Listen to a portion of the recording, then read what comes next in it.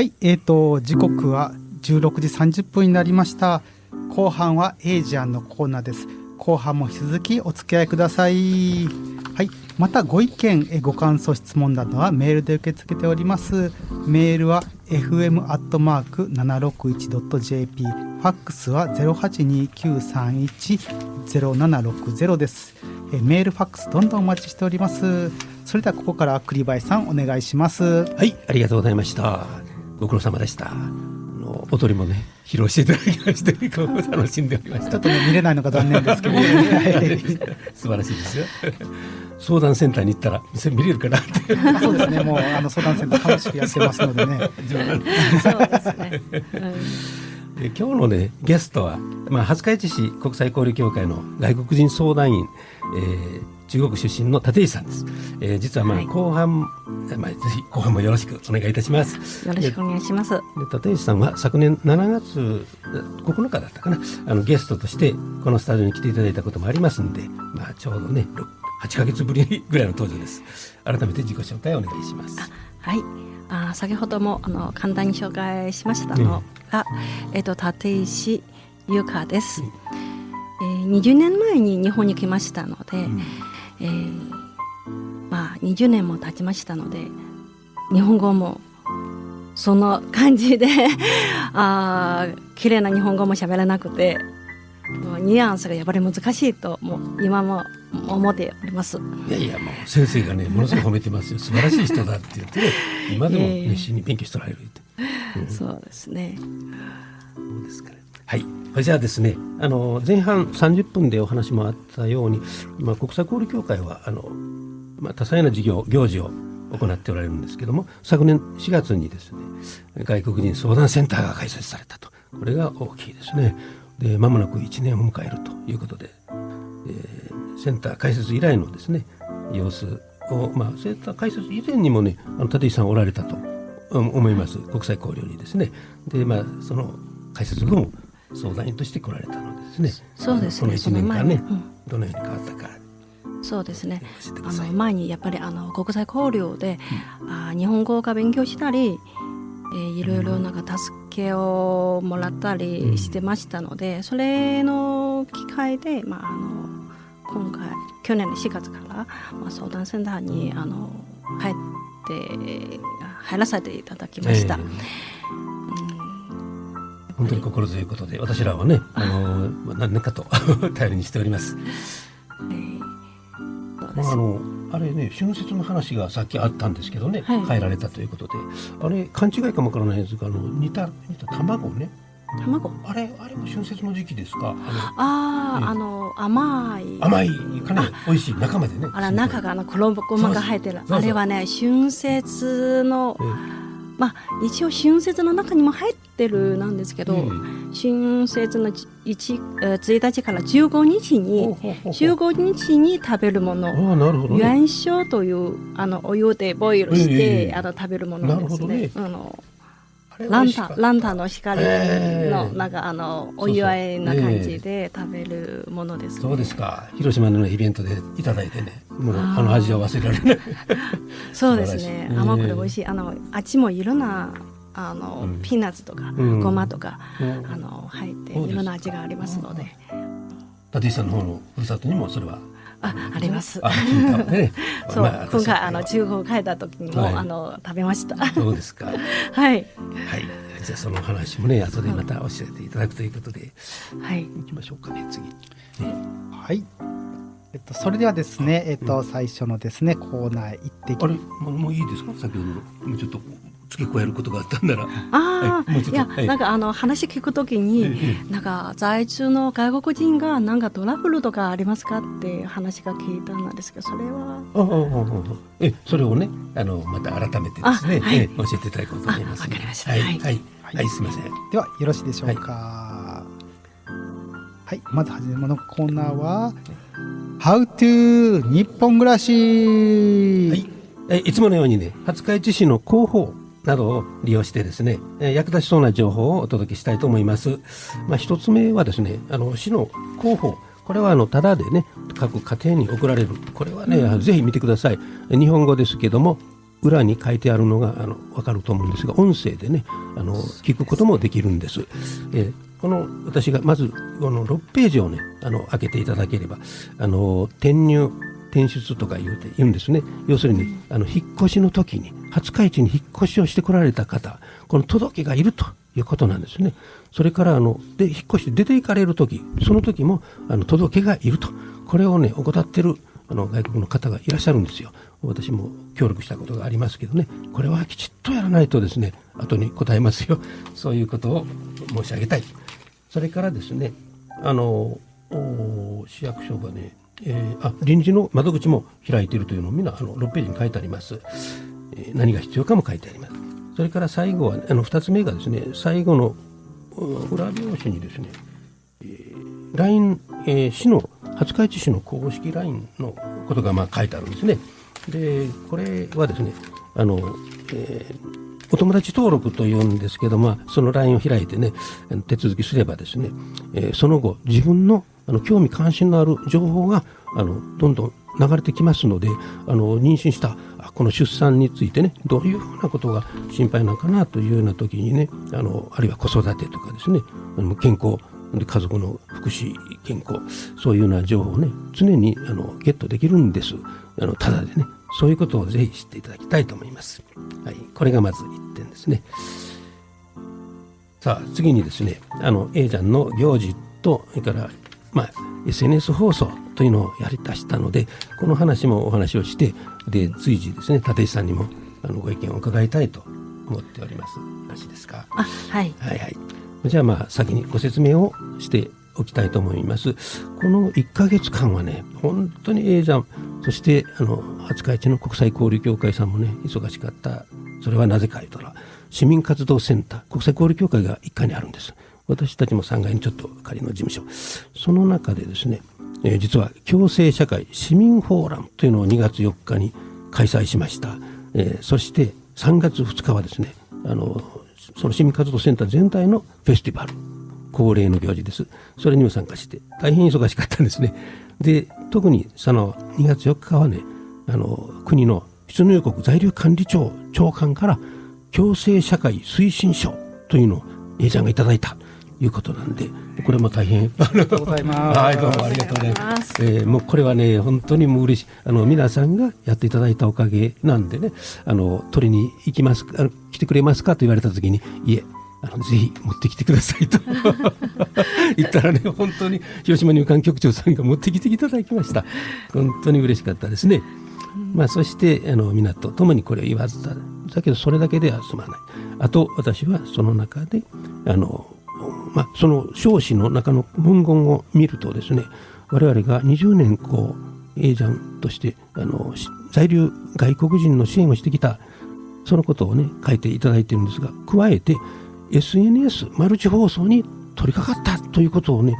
特に書いていただいたということがね、これ嬉しい。役所がねこんなことを評価していただくというのは初めてです。そういうことでね心強い支援をいただいたような気がします。でその表彰をいただいた後ねすぐに参加していただいた方々グループワークしましてね、グループごとに在住外国人を取り巻くいろんな生活トラブル、それの現状課題対策をですね話し合ったんです。で昼からもね外国人支援に関する専門家をね次々呼んで来ていただいてリレー式で講演会やり、最後には全員参加のフリートークまでしました。そういうイベントをやったということです。で SNS 放送ということをねさっき言いました。なぜ A ちゃんが始めたかもちょっと加えさせていただきます。今までね20年現場対応を中心にやってきたんです。交通事故であろうが DV 被害であろうがシェルターへね送ったりとかいろんなことしました。でもね間に合わないこと、トラブルこと本当に散々ありました。できればですねご本人が事前にこの情報を知ってたらなんとかなったのになと、それを日本暮らしハウツー日本暮らしというふうにしてねまとめようと、動画配信しようと、こういうアイデアです。廿日市の国際交流協会のねご理解ご支援をいただいたことが本当に大きいと思います。これはね結局外国人もスマホを持ってるんですよ。でスマホにですね情報を事前に届ける、動画で届ける、で日本語で我々日本語で喋るだけどそれを日本語字幕にする、英語字幕にする、多言語字幕にする、これができる。で本人ができる。スマホで18言語でしたかね、どうでしたか。スマホでは十数8言語ぐらいで、YouTube で見ればですね、100言語ぐらいですね。すごいじゃないですか。さらにどんどん進化してますので、はい、さまざまな言語が見れるようになって嬉しいですね。ちなみにこれもですね、このラジオもですね、今スマホで撮っておりまして1週間か10日ぐらいで、YouTube にアップしますので、さまざまな言語で見ることができます。本当に心強いと思いますよ。廿日市ここまでやってるんですよということをね知ってほしいですね、全国に。はい、で次はですね、私この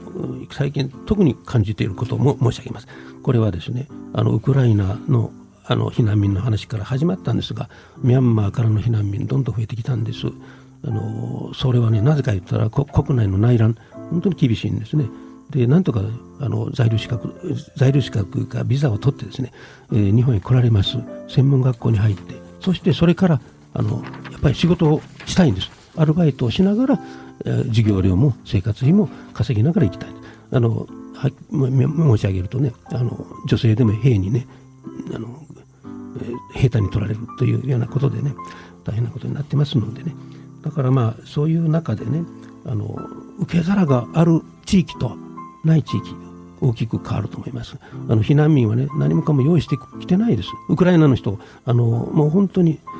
広島で12回も面談に行ってですね、そして断られた。日本語が十分でないので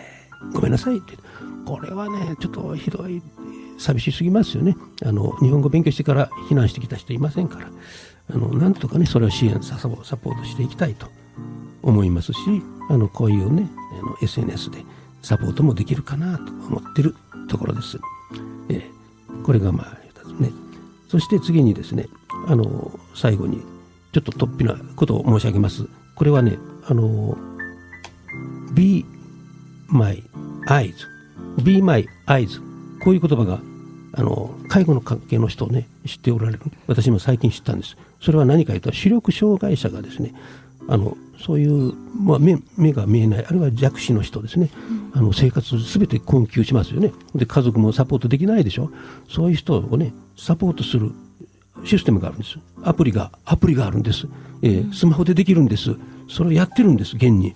アメリカの人が多いんですけどね、現在ね世界で視力障害者17万4千人が入って、そしてボランティアは306万8千人ということでね、もう一桁違うボランティアが何だったらサポートするよということです。例えば はっきり言いますとね、お買い物に来て買い物でこの買い物これ何だろうか、この自分の前に何があるんですかというとね、映像で映ればそこにあるよ、野菜があるよ、キャベツだよとかね言えるわけですよね。でこれ自動販売機どこのボタンを押せばいい、その右ちょっともう一度2つ目それだよと言うてやるんですよ。で切符買うんだと、切符買うのにねだからそういうね視力障害者のサポートをする。そうしたら彼らはね一人でもなんとかね、日常のことならねなんとかできるという、そういうことがあります。私はそれをね参考にして、外国人にもそれができないかということです。外国人で視力障害者もいました。だけどそうでなくってね、言語がわからないんで入り口で引っかかって窓口発見できない。窓口もね、役所の窓口1箇所で済まないでしょ。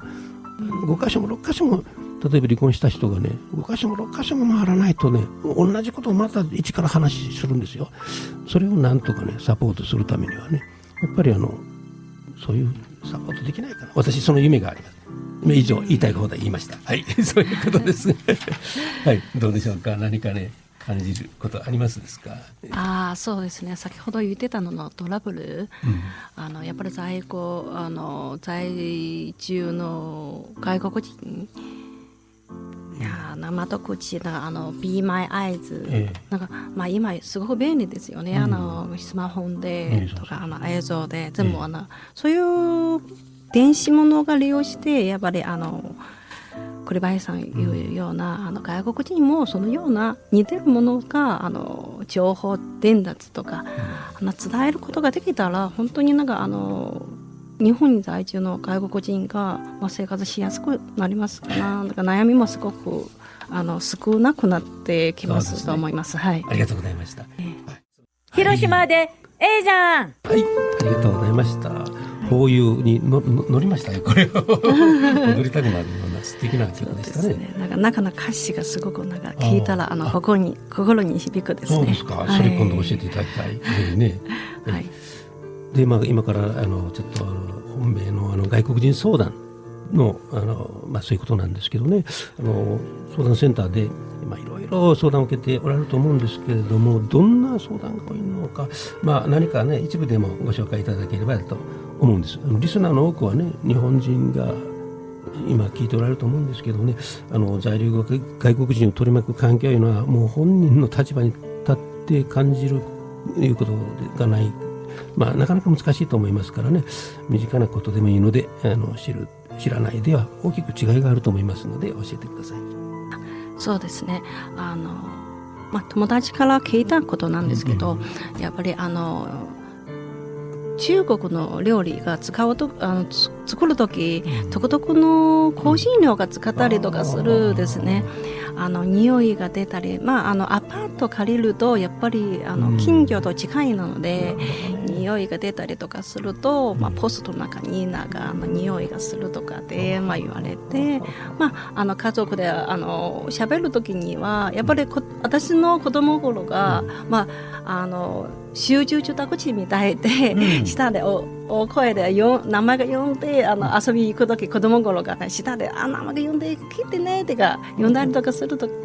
が結構多くて、喋る声が大きかったりとかするとやっぱりうるさいだから言われたりとかすることも多いですね。そういう時はどうすればいいのというか、やっぱり日本は日本の習慣がありますので外国人が初めがこういうことを知っとったらやっぱり生活しやすくなる、お互い理解しながら話し合うことができたらいいなんですけど、そういうことがやっぱりできないから、初め切ってそういうような習慣とかルールとか、勉強するというか、言葉がわからないからいくらチラシとか出しても、見てないと理解するまでは届かないですよね。解決方法としたら、そうですね、おっしゃる通りですね。我々もね、地域の住民としてね、町内会長とかね、いろいろした時に町内に入ってこられた人にね、いろんな苦情が出るんですよ。だけどそれをね、その人言った日本人の言ったことが正しいかどうかですよ。それをそのまま言ってね、伝えるだけじゃないでしょ。だからいろんなことをね体験しました。本当ひどい時にはね、刑事告訴までされるんですよ。そんなとこまで行ったんですよ。そうですね。そういうことで、だけど向こうがすごく不愉快が与えているのに、こっちが全然分かっていないですよ。そういうことですね。別に悪意でそういうことやってるじゃないけど、でもやっぱり人に不愉快が与えてるから、最初のね入り口がちょっとね、それが分かってない。それさえあればね、この人に相談しなさいよとかね、町内会あるんですよと、町内会開放もあるんですよ。それをね見て、掃除の時もね、みんなで一緒にとかね、ゴミ出しとかね、最初に誰かがね、町内掃除とか、そういうようなチラシがあまりそこまで見ないしないから、この人なんでやってないのか、本当はその人が多分そこまで理解できてない。そういう時にはやっぱりこの相談窓口はとても必要だなと思いますね。私勝手なこと言いますけど、やっぱり住民票を取ってですね、入ってこられた時に市役所の方でね、そこからつないでほしいですよ、町内会へですね。そうするとね、町内会に入らないは自由ですけども、何かねサポート体制がね最初あったらね、自分で判断して、最初に町内会怖いと言うてね入らない人もいますね。そうですね。理解できないのは入って何かやられるんじゃないかって思いが、そうですね、入ってみんなは町内会の時にも日本語が喋るとこっちは理解できてないから、やっぱりわからないことに対して怖いのが人間の当然ですよね。本能かと思います。そこをねうまくやってるところがあったんですよ。それはね、町内会長さんにある会社のね社長がベトナム人が5人来たんですよと、でこれ紹介にみんな連れて行ってね挨拶させたんですよ。だからこういう人ですと。そうですね。こんなふうな仕事してるゴミ出しもねこういうふうに説明してるからとね、でも足らないところはね言ってやってください、私の方でも受けますとかね、町内会長に断り言うと。そしたら町内会長さんがね、そんな挨拶わざわざね社長がね来てくださったし、5人もね可愛い若者で歓迎会やりましょうと。歓迎会やった。そしたらこんなね夏でも盆踊りでも ね呼ぶとかねその母国語で挨拶しに行って、そのルールがきちんと伝えるとやっぱり違いますね。最初のねそれは一つ誰か気づいてほしい最初の一歩ね。廿日市でもね盆踊りの時にですね、外国の実習生さん皆さんね着物着てもらってステージの上になって、市長さんとか町内会長さんとかみんないる前でね一人一人自己紹介してもらって、あれすごく良かったですね。そうですね。やっぱりね自分の自己紹介をして、そしてまた日本に来た夢とかね、そんなの話を聞くというのが最初あるとね、これ聞いてくれるんだということで、そう聞いてくれる人だったら、自分が表現したい言葉が、言葉がしっかり伝えないでも身振り手振りで伝えて、お互い理解できたら、なんかそのトラブルが減るじゃないですかなと思いますね。で顔を知ってたらね、何々さんちょっとこのゴミねダメよとか、ちょっと夜は静かにねってね一言言えばね、言えない、たまに溜まってから爆発するんですそう直接言ったら多分自分がそのことをやっちゃいかないなって分かってやらなくなる。でいきなりなんかポストなんか入れて、これは何があったかな、ポストに入れても言葉が日本語に書いてるってもう無視されたりとかすると、逆にまたますますなんか爆発させることになるし、やっぱり日本のねあうんの呼吸とか空気を読むっていう文化は世界のねスタンダードではないですよっていうのねそう今ね多文化でこれだけいろんな文化の人たちが来てるっていうのは、私たち日本人もねそこを知らないといけないなっていう。そうですね。私の聞いた話でね、本当にみんなから頼まれたんでね、大工工事をねその家でして庭でねしてあげた外国人がおったんですよ。そしたらね、ここは住宅地帯だった、そんな仕事して商売しとんか言ってねやられた人います。そんな感じでしたねそうですね。はい。いろいろありますね。はい、話も尽きないかと思いますが、何かありませんか最後にね。じゃあ立石さんから最後に最後に一言ねおっしゃってください。そうですね。やっぱり違う今なんか多文化な共生するところ、やっぱりお互い理解して話大事かな、伝えることが大事かなと思って今、すごく思いますはい、ありがとうございました。はい、それではそろそろお別れの時間です。ぜひご感想をもらえればと思います。この放送はですねアーカイブ動画にして YouTube チャンネル広島でエイジアンからお聞きいただけます。エイジアンホームページからもリンクで見られます。次回もですね、来月第2火曜日の、午後4時、こちらですね、夢タウン、廿日市3階 FM 廿日市 A スタジオからお送りいたします。はい、お相手はですね、廿日市市国際交流協会外国人相談センターのコータと、一般社団法人エージャンの栗林克之と、はい、ゲストのその立石由香と、はい、そしてブラッサム編集長の橋本でお送りいたしました。どうもありがとうございました。ありがとうございました。谢谢。谢谢，再见。再见。